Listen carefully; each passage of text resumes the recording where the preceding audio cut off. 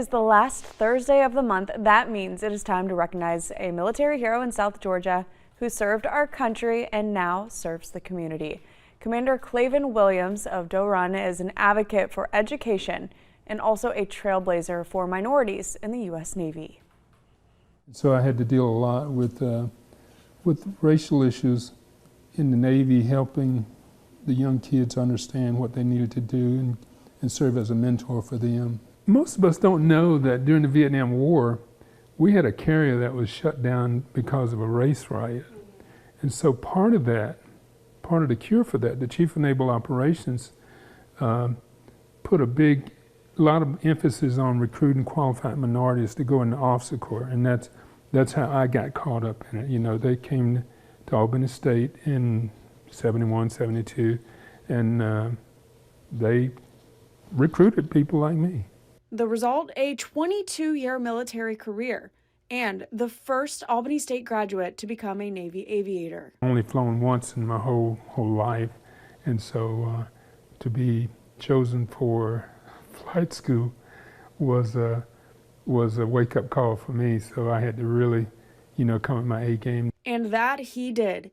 Any adversity Williams faced, he turned into an opportunity for change. To be able to stay afloat, normally you'd have one life belt. It took at least two to keep me up.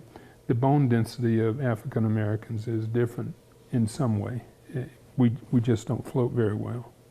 The longer I stayed in, we came up with programs. One of them was called the Tadpole Program. Anytime that a minority was selected for aviation, the Navy gave them an opportunity to come down to Pensacola and go through the swimming before they got started in the academics. And that's made a big difference. Now that kind of advocacy continues through a passion for education and helping others. Just be focused. If you go into school, as you go through, you're pretty much through with those phases and you move on to the next.